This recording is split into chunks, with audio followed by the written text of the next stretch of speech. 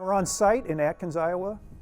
We're building 2 duplexes here, zero energy ready homes. This structure is built with all kinds of different materials.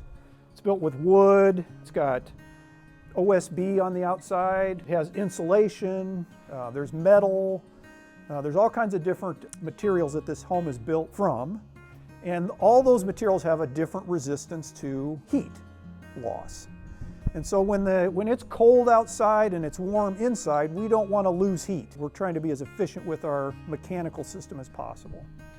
And if you have 2 materials, like take wood here as an example, and then the sheathing on the outside, these have fairly similar resistance to heat flow. But once we add insulation here, that's going to have a very high resistance to heat flow.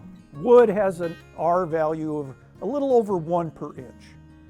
And so this 2x6 has an R value of about 6.8 or so. And then the insulation we're going to put in here eventually may have an R value closer to 21, 23. And so that difference allows for a bridge between the home and the outside for heat to transfer. So that's what a thermal bridge is. So we want to come up with strategies to reduce thermal bridging.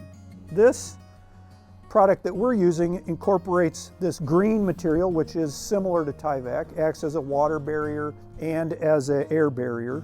And then underneath it is OSB, which is the structural sheathing on the outside of the house.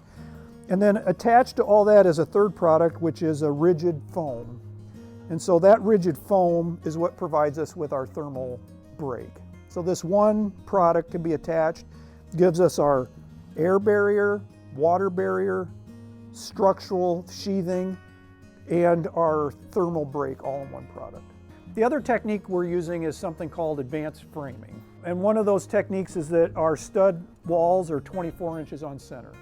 So a traditional framed home, these studs would be 16 inches on center.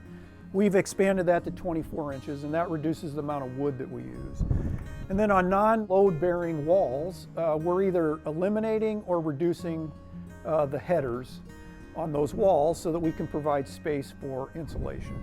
This happens to be a load-bearing wall, and so on these bigger openings we'll have 2 headers. Those headers will be pushed to the outside so that we can still put some insulation on the inside. And then in the corners, we'll be using a 2-stud technique. So that'll still let us anchor everything we need to anchor to the wall, but we'll be able to fit insulation in rather than filling that cavity with studs. One technique that we've used here is something called laddering.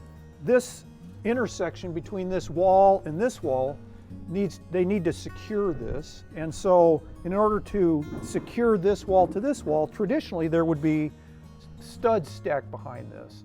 And that would contribute to thermal bridging. But what they've done here, what our framers have done here is called laddering. And so these 2x6s here provide a place that we can nail this wall into this wall, but still maintain a pretty significant cavity for insulation.